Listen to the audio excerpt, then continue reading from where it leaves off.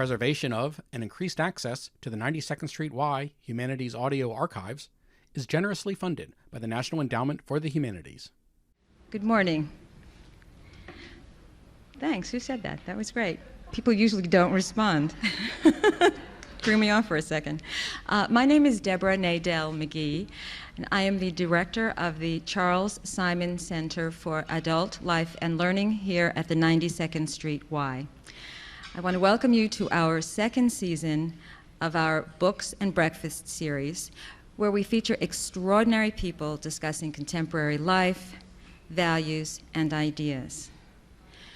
I and the Y wish to thank our sponsor for this and all of our Books and Breakfasts, Barnes & Noble, for its continued support of this wonderful program and their great banner. We have a number of other breakfasts coming up this season, and our guests for the breakfast include David Halberstam, Pete Hamill, and Helen Thomas, just to give you a small preview. This morning's special guest is the #1 best-selling author, Susan Issacs, who will be discussing her latest book, Brave Dames and Wimpettes, with Leonard Lopate, who is the host of the WNYC talk show, New York and Company. As you notice, there are cards on the table. They should be right at your places in front of you, and they are for your questions, because there will be a time for question and answer after the discussion. You will also have the opportunity to purchase not only Brave Dames, but a number of other books that were written by Susan right after the program this morning, and she will be here to sign as well. So now, would you please join me in welcoming our very special guests, Susan Issacs and Leonard Lopate.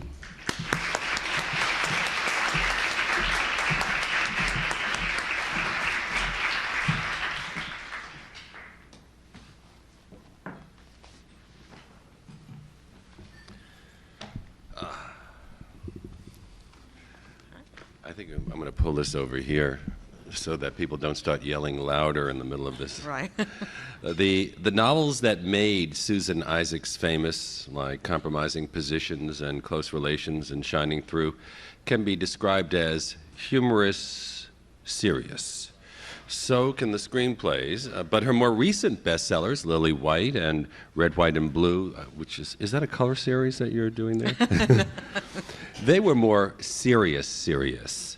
And I don't know whether she's entering into a third phase with this, her latest, but I would call it serious funny. Good. It may be thin in size, but this book takes on nothing less than contemporary American culture, and with a delightfully opinionated wit. Susan Issacs has given it the provocative title, as you can see here, Brave Dames and Wimpettes, What Women Are Really Doing on Page and Screen. It's the latest release from Ballantine Books in their extended essay series called Library of Contemporary Thought. And I thought that it was interesting. 2 books have come out within the last few months. There was your novel about hate groups in America, Red, White, and Blue, and now this. So that means you ended one tour and you're going on another tour? Yes, exactly. And you must love that. Oh, well, it's odd for novelists especially. I mean, we sit at home essentially with our thumbs in our mouths for 2 or 3 years telling ourselves stories, and then to go out and essentially, I mean, this is lovely because we're having a discussion, but to do the vaudeville act of the 2-3 minutes on TV or... Well, the morning circuses on radio. That's right. And attempt to be scintillating for 6 or 7 hours straight a day when most of your time you spend alone, that's a little hard. The subject of this book has been festering for a long time in you, hasn't it? Yeah. It started, I think it's been festering ever since I was 7 years old. But in 1990, I wrote a piece for the Times Arts and Leisure section called Sisterhood Isn't So Powerful in the Movies. And ever since then, I kept looking at the fiction I was reading and the films and TV shows, and walking out of some of them, and that were supposed to be feminist statements, and scratching my head and saying, what's wrong with me? I did that after Thelma and Louise. I did that after The Piano. And I said, this isn't a feminist statement. In fact, this is an anti-feminist statement. And finally, when I got the opportunity, yeah, I could have spent the rest of my lives just muttering to my, husband. But I got the chance to write this book, and I really wanted to say it. Well, before we get to why Thelma and Louise and The Piano and numerous other things that people think are feminist or not, let's discuss the title for a moment, because you've been rather provocative in using, I think, the word dames, brave dames. You could have said brave women. Yes. Dames is seen as a slightly pejorative word. But I don't think so. Dehumanizing women? I don't think so. First of all, certainly not in England, where it's the female equivalent of knighthood. But it's also, to me, has that 40s connotation of terrific women in shoulder pads, striding out, and taking over. Well, I can see Dame Mae Whitty, but I really can't see Dame Julia Roberts, so it doesn't work here. Well, you're also hearkening back to a time when, as you said, when a dame really represented in people's minds Rosalind Russell, Barbara Stanwyck. That's right. On the edge, maybe Katharine Hepburn. I don't know whether she ever could be called a dame, but these were strong women, and they were featured in films in the 30s and the 40s mostly, before the women's movement, before a lot of women became executives and started producing their own films. People like Dawn Steele, who was so powerful in the film business. So, what's happened? What's happened is that we've had this whole revolution in women's rights, and the movies and the books have lagged behind it. I mean, the reasons why are enormously complicated, but art seems to have more difficulty in breaking through the stereotypes than life does. And that's the women I met in life, the secretaries, the writers, the nursery school teachers, were so much stronger than the women in the books, and also not only wimpettes in the sense of being weak, but in the sense of buying into all the old stuff of... Well, you're saying wimpette to emphasize that, not just calling them wimps, you're calling them wimpettes. I mean, they really deserve the diminutive. Yeah, they really deserve the diminutive after their name. I mean, these are people who will... friendship me, they will routinely betray friends. They get their identity from men.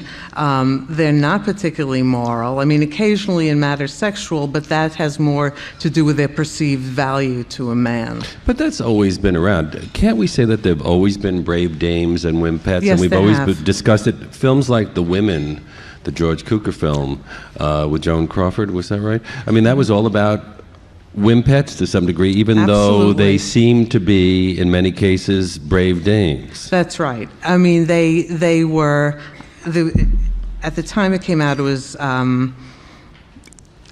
something about 135 women looking for a man or something.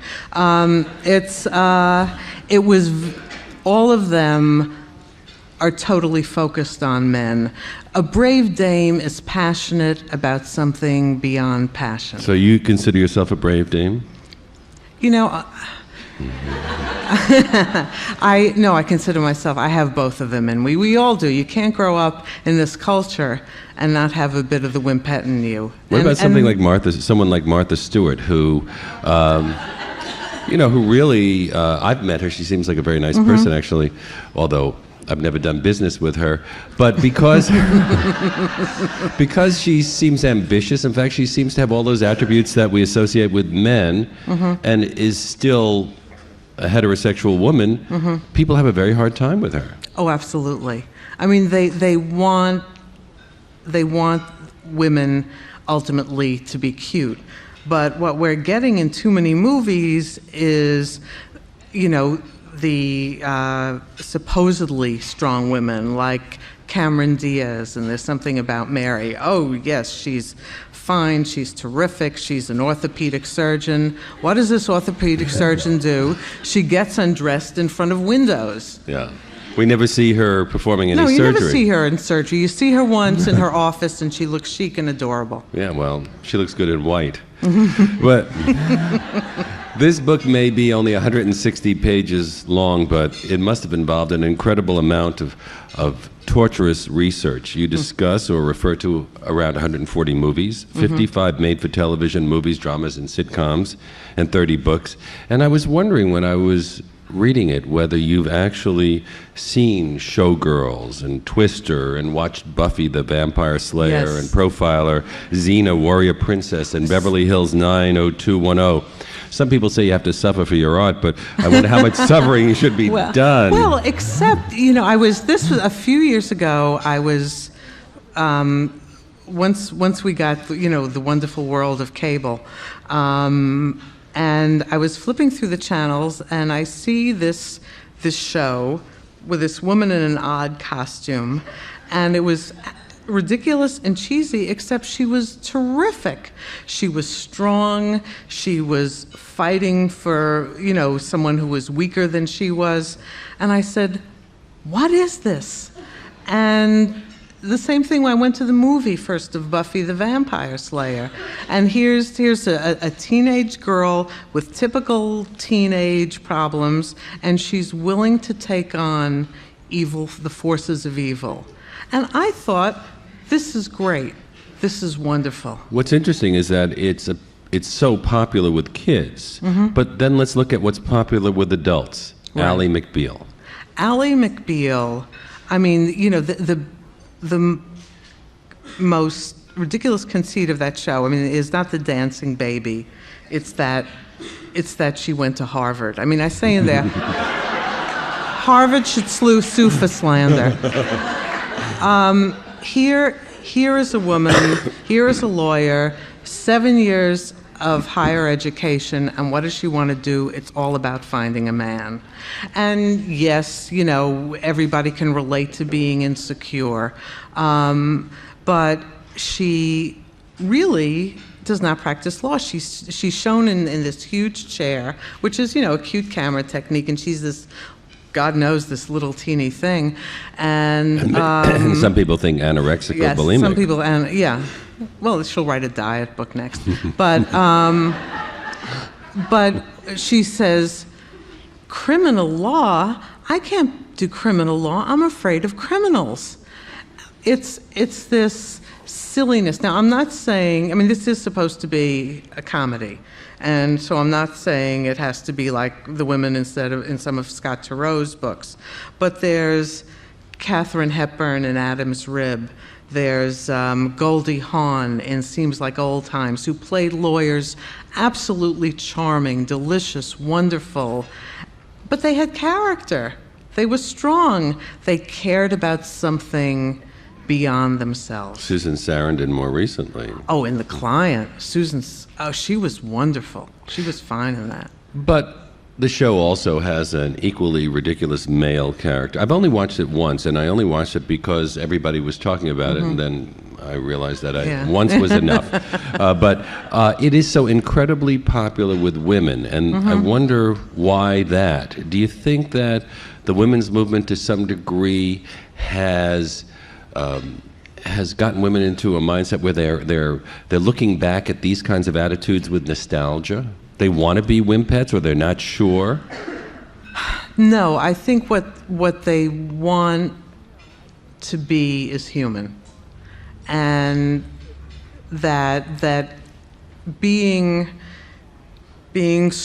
constantly strong, being constantly assertive, fighting the system is exhausting. And there's a normal human need to find love, which is fine, which is, certainly in Adam's Rib. Katharine Hepburn has it with Spencer Tracy. Goldie Hawn has it with Chevy Chase. all right, whatever. But At least he didn't fall down in that movie. That's right. But their lives are not about that. Their lives are about something more. This woman has taken being inept, and that's her true career. But I wonder why women used to go to see Andrew Dice Clay, and why they listened to Howard Stern and laugh at the misogynist jokes. The answer is occasionally Howard Stern, I don't know about Andrew Dice Clay, Howard Stern is outrageous and occasionally funny and does ring a bell with people. But why they keep listening to all that, I don't know. Because part of it is we have come to accept some of those misogynist attitudes themselves. In Thelma and Louise, when the Sarandon character says to the Davis character, after having a thing with Brad Pitt, well, now that you've been properly laid. What is that? What is that about? I mean, when has having sex improved the character of a man in a movie? Well, last Thursday, actually.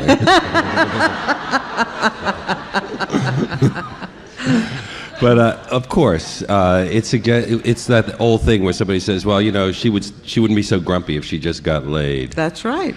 And that's a male idea, after all. We're the supplier in that one. But here's a movie written by a woman about, starring two strong actors, and they're accepting that. I mean, there's so much of this stuff that, and this is what I'm saying in Brave Dames, that we have to be smarter, smarter consumers of art. We have to look at things and think about, is that our only criterion for judging art? No, of course not. But Susan, an awful lot of feminists view that Thelma and Louise as a feminist film. It was generally presented as a feminist film. That's right. How were people so wrong? Or are you focusing on one aspect of the film while they focused on another message? I think what they saw was that here at last is a real female buddy film. That two women are on the road and they go out and they sweat real sweat, and isn't this exciting? I don't think they focused on was the fact that these two women could not think their way out of a paper bag, that they were reacting to men, but reacting in a typical emotional woman's way. Very different from Mel Gibson and Danny Glover in a buddy film for men. There's certainly nothing moral about their reaction, but what do? They shoot, they blow up, and finally, in the end, instead of taking responsibility for their act, they take the Madame Bovary, Anna Karenina way out. They go off a cliff. But you, in this book, you seem to prefer Jane Eyre to Madame Bovary. Now, are you talking about on a literary level? No, I'm not talking on a literary level. Because and Emma Bovary isn't meant to be admirable. No, I understand that, no, what I'm talking about, and that's why we can't use only the Brave Dames and Wimpettes as our sole standard, because certainly Madame Bovary has more merit on every level than Buffy the Vampire Slayer. Well, almost every level. Oh, yes. It's in French, you know. I know, it makes it so hard. But I do think it's something we should think about. Well, you don't just look at the popular culture. Readers may be surprised to learn that you've labeled Anita Hill a wimpette. Yes, and I said, one of the things I said, who are the two icons of this decade of the 90s? And it's dead Diana. Now, in life, she certainly stood up for some noble causes, but her real genius was in getting her friends and the press to headline her agonies, her bulimia, her problems with her husband, her problems with her censorious in-laws, and this is what her life was about, and all her things about recovery from the standard psychotherapeutic to this New Age drivel. And she did this, wanted the whole world to know, and that the whole world, included her two children, didn't stop her one whit. Mm-hmm. And Anita Hill, here is someone more equipped, certainly, than I and maybe half of this audience, to understand the legal system in America and how it works. A Yale School a law school alumna, and instead of taking this guy who's giving, this vile sex talk, taking him through established channels or telling him to shut the hell up, she takes it. And to make her then, after the fact, a feminist hero, I think, is shocking.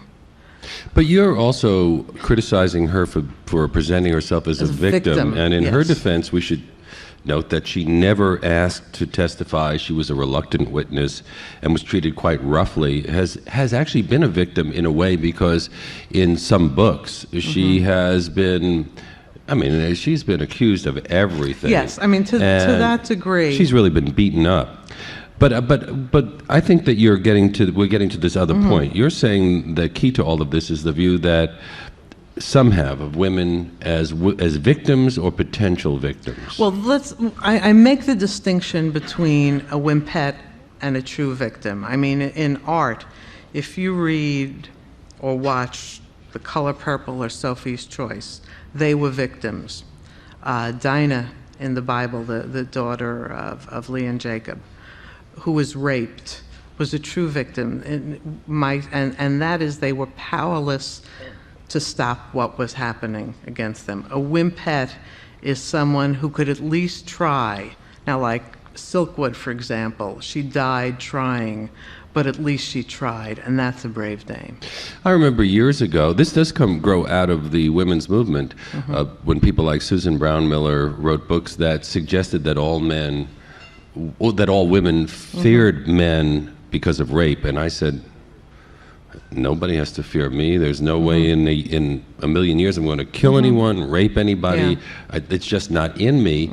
And we would have these odd cross-purposes conversations. But later I understood what she was saying is that women will enter into let's say an elevator with a man, especially somebody who has been raped, with the fear that it's there. It doesn't matter whether the man uses it or not, it is there. And that leads to all of this other stuff. But why? Because men are stronger, and men do commit these crimes often. Yes, some do. No, but it's not often. Some do, and that's absolutely terrible. But this is not the typical experience of a woman. But I think in the 90s, and part of the women's movement has been exposing legitimate grievances, but we've taken that and we've turned that around into viewing all relationships as potential assault. And I think that's terrible. The other thing we've done is that the typical wimpette will always blame someone else for her troubles. And it used to be her culture, or it was her mother. She certainly betrayed her friendships with other women. Now it's men. And there's really a very strong anti-male bias in a lot of these new, three women on a raft kind of books and movies, this wonderful sisterhood. But men are either flatulent louts or rapists or something. The more politically savvy of them will have one good male character. But that, again, simply shows weakness, to blame your problems. That's scapegoating.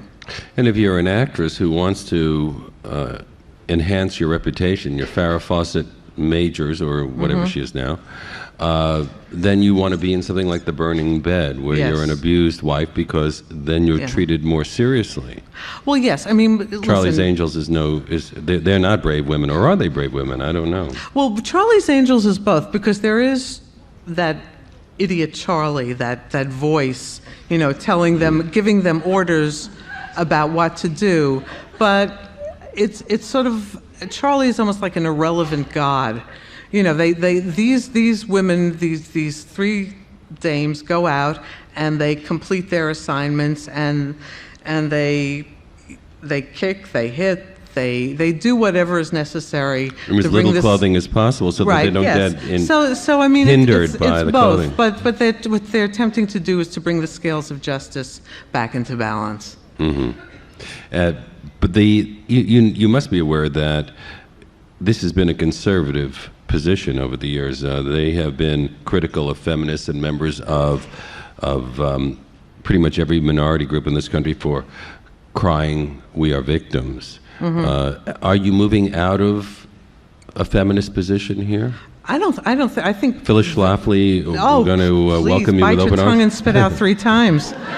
No, not at all. What I'm saying is that these wimpettes that we're seeing in our art are not like the women I know. On the contrary, the women I know are, listen, my friends, my neighbors, my colleagues are not invincible, certainly. But pound for pound, they are more resilient, intelligent, determined, high-spirited than so many of the women we're seeing in our art. Now, what about the counterpart, the male wimps?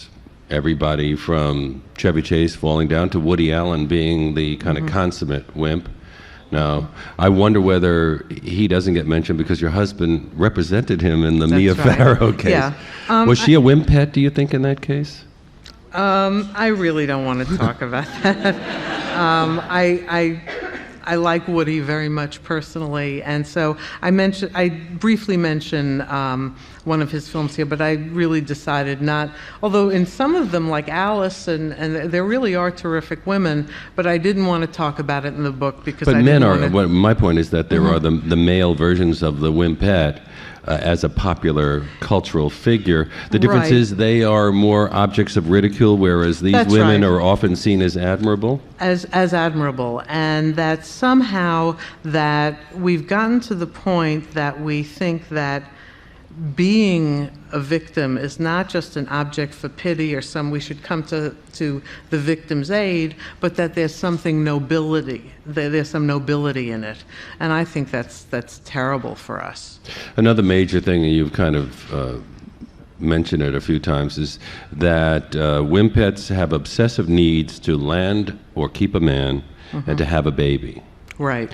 I just saw this film by a woman filmmaker, Nancy Savoca. It's going to open soon, called 24-Hour Woman. It's about a high-powered TV producer who finds out she's pregnant, and the whole film is about how she learns to bond with the baby, quits her high-powered job, and then ultimately this is a comedy, by the way. It leads to a lot of tension with her husband and ends with her shooting at him on a TV set.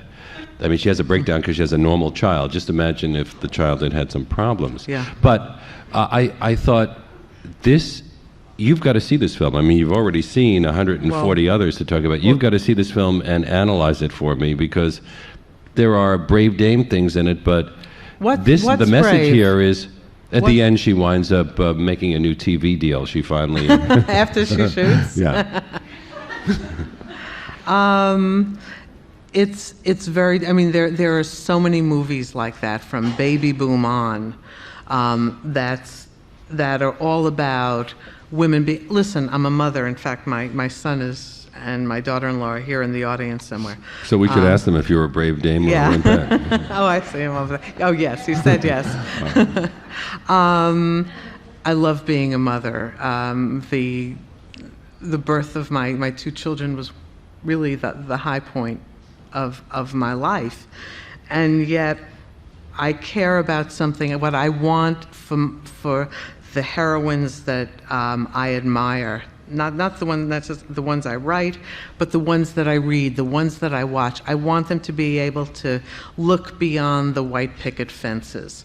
I mean, so many, like in Fatal Attraction, for example, she appears to be brave because she's fighting off the Gorgon, Glenn Close, the bunny boiler. But what she's only doing it, she's in defense of home and hearth. And Glenn Close is an aggressive woman. And Glenn Close is the career woman, the ambitious woman, the tough woman who, in film after film, women like this are portrayed truly as monsters. I mean, there's a reason why Glenn Close's hair was like that. And it's not because she looked cute. When you're creating characters, you know, usually, a lot of writers have told me that when they're writing a novel, politics, ideology, everything goes out the window, and the character takes on a life of his or herself.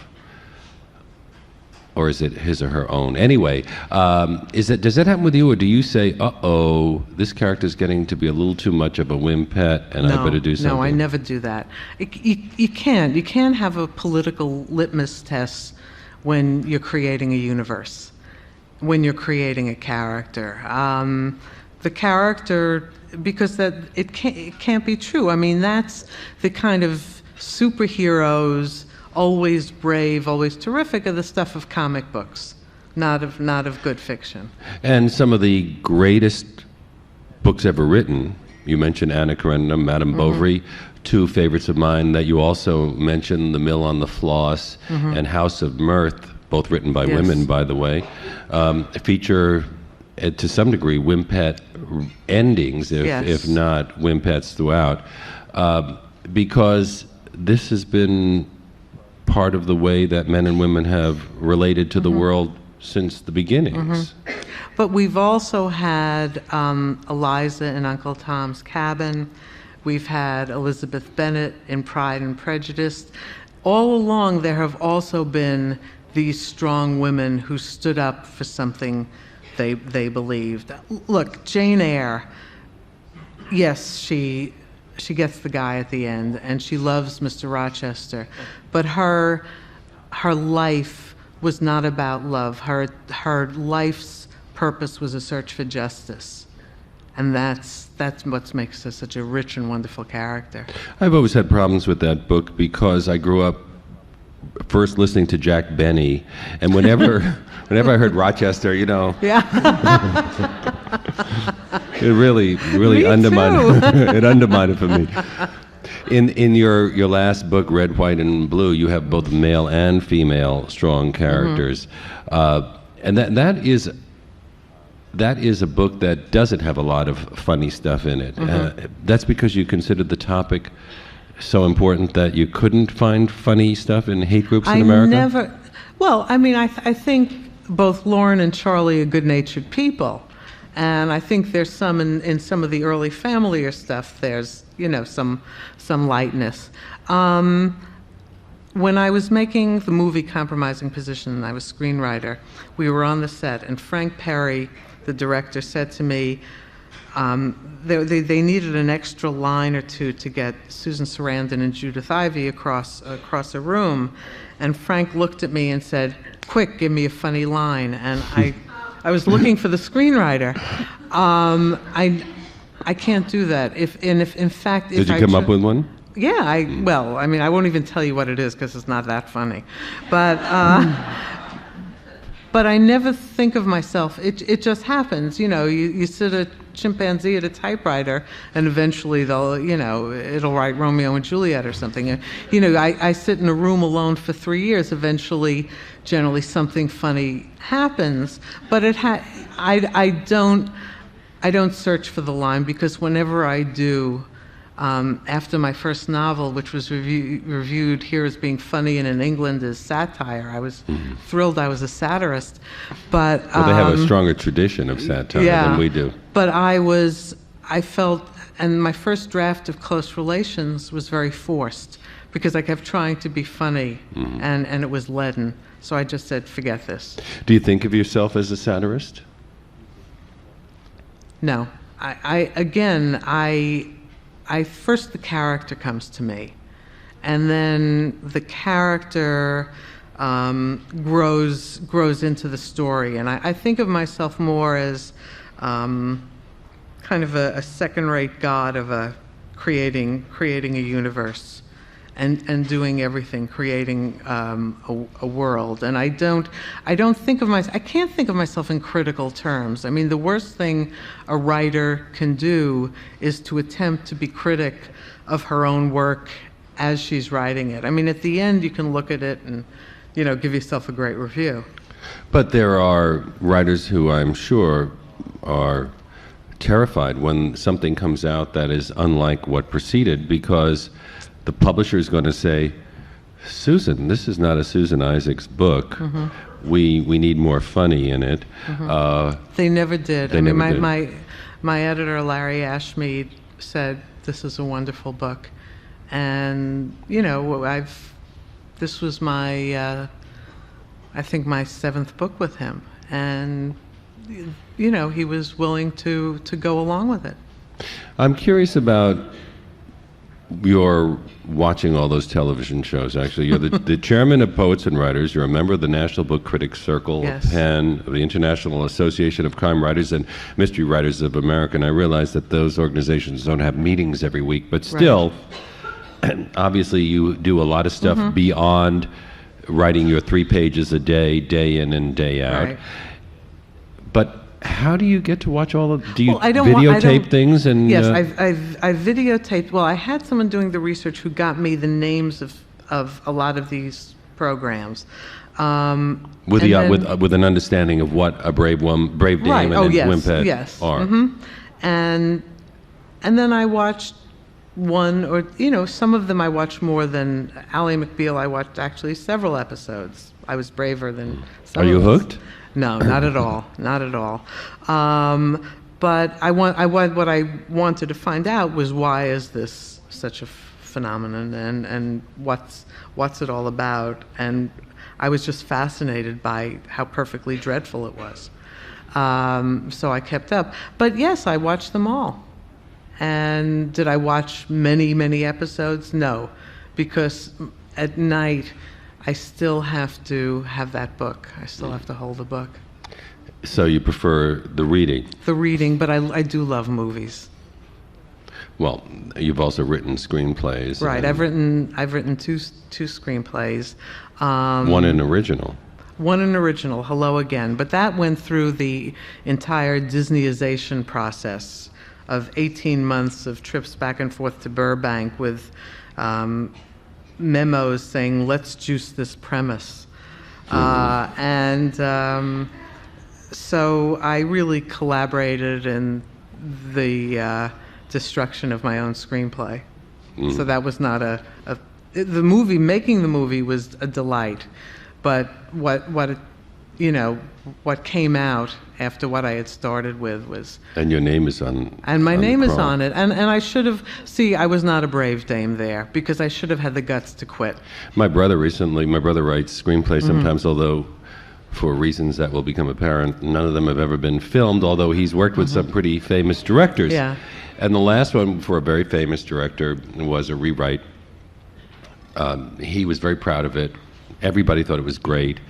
And then 2 weeks later, the director called him and said, I've been watching a lot of Buster Keaton recently, and I think we should put some slapstick into this. And Philip said, okay, we'll find somebody else to do that. Yeah. Because he understood that this is a never-ending process when you get caught up in that Hollywood weirdness. And I'm sure, is that why you haven't done more? Well, yes, because, look, when you're a novelist and you go from being God to being, at best, the creator of a blueprint, and that somebody else is going to fill out. Again, on compromising positions, we filmed a scene, and at the end of the scene, the director said, Susan, that was great. And as I was saying thank you, I saw he was talking to Sarandon.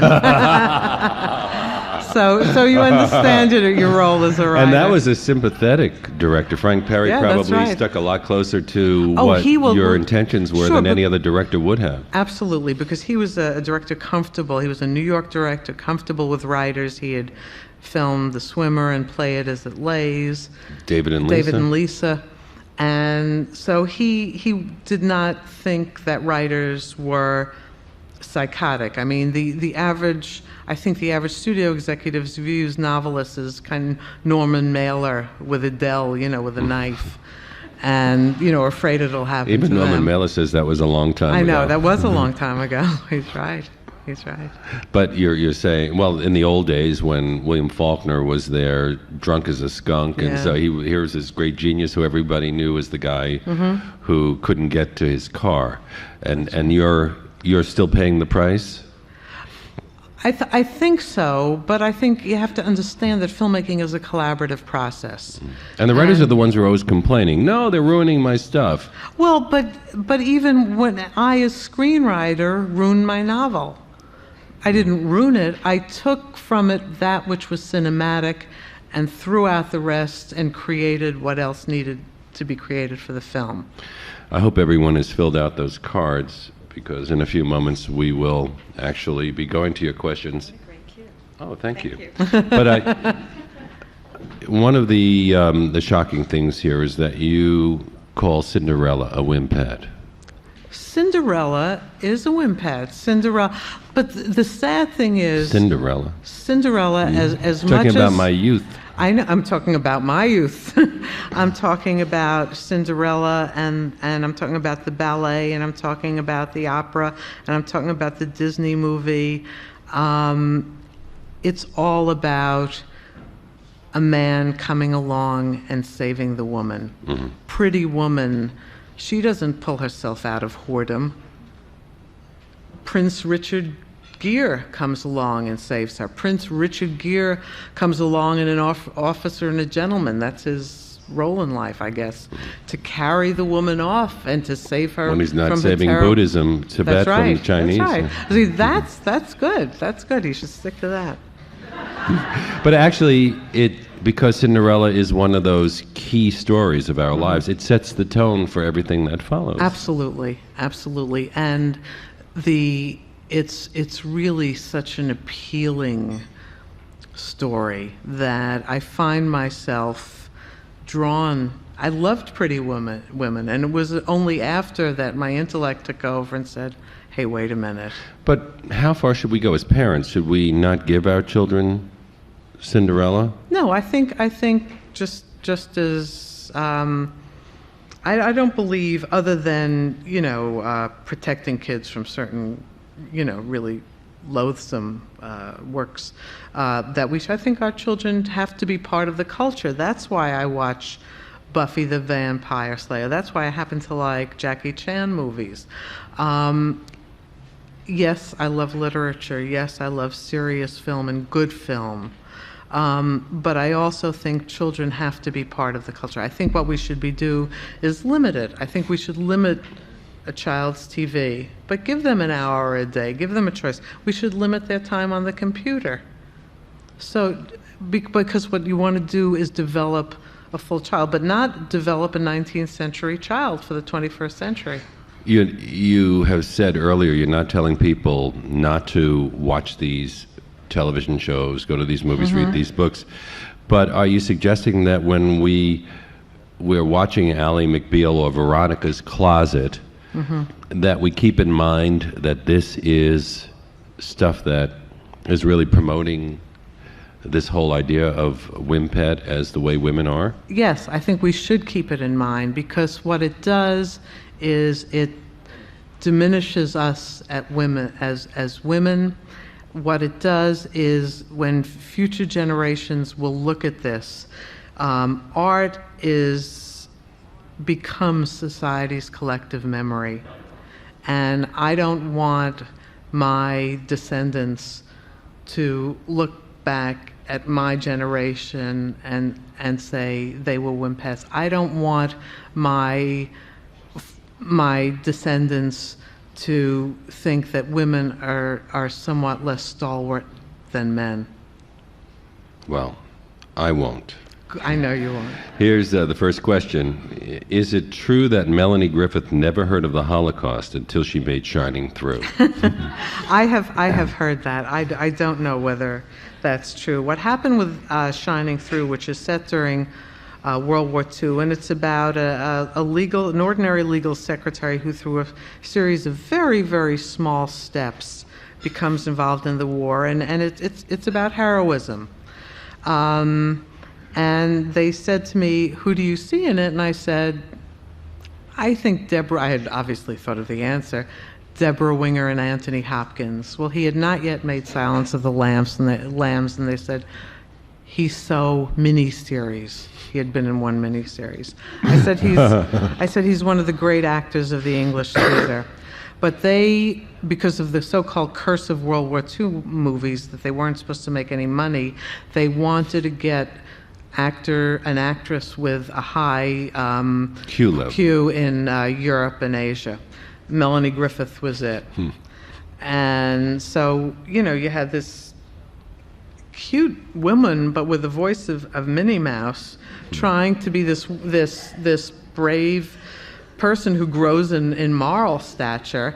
And then, because that wasn't enough insurance, because it was an expensive period movie, they hired Michael Douglas. And it became ultimately the Michael Douglas story. And then the whole World War II was flashback, so the first thing you see is Melanie Griffith in enough facial prostheses and aging makeup as an 80-year-old woman, she looks like E.T. And that's how the movie begins. And what can you do? I mean, as a novelist, the chances are that something like this will happen, and you just assume you're going to be adequately compensated for your pain. Well, in the case of, in her defense, she can be a good actress, but not in those kinds of roles. Right. I think she's good for Working Girl. She was delicious. She was wonderful. And Michael Douglas, well, every time I see him, I expect to see Glenn Close somewhere with a knife. That's right. She wasn't in that. In Red, White, and Blue, did you conceive of Lauren first and work back to Dora, or was it the other way around? Good question.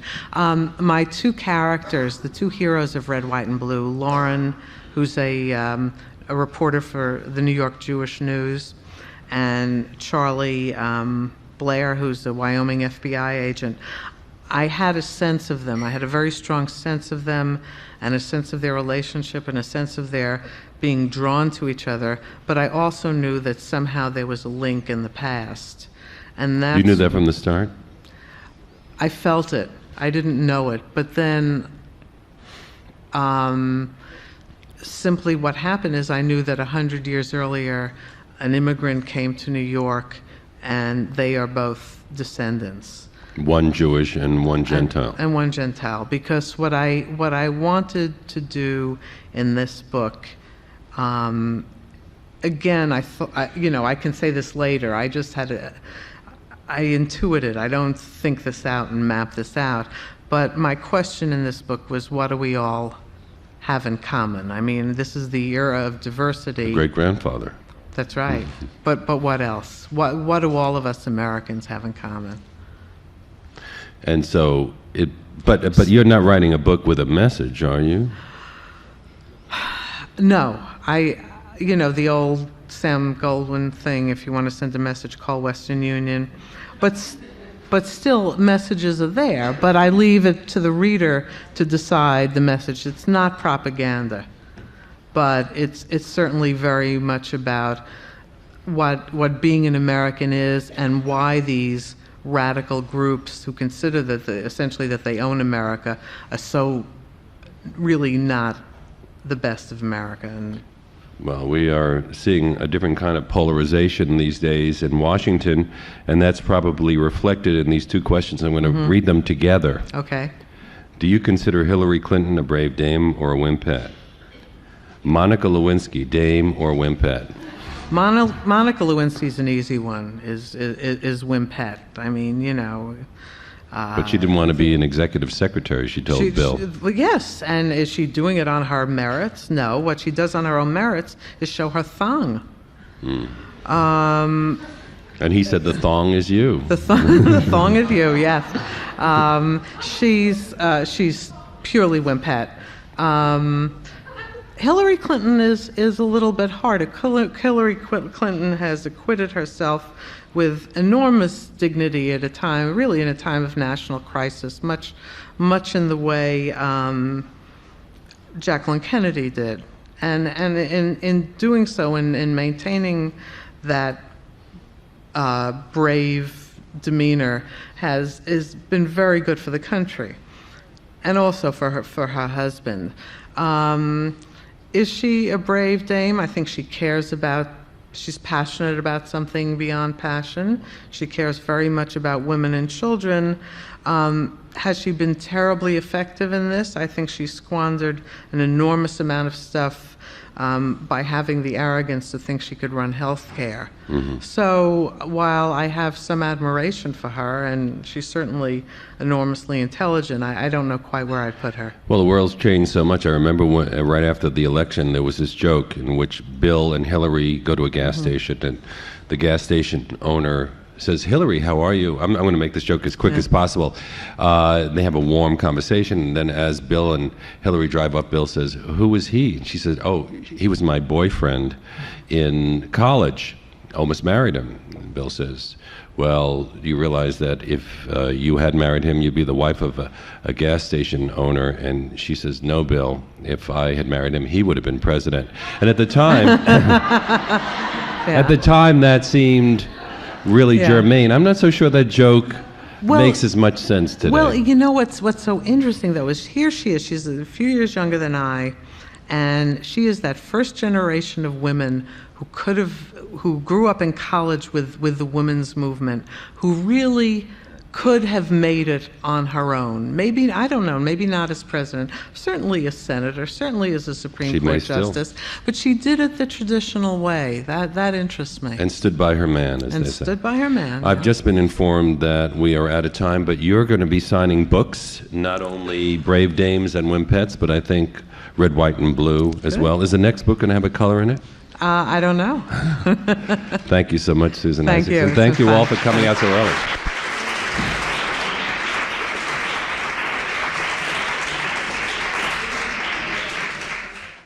Thanks for listening. For more information on the 92nd Street Y, New York, and all of our programs, please visit us at 92ny.org.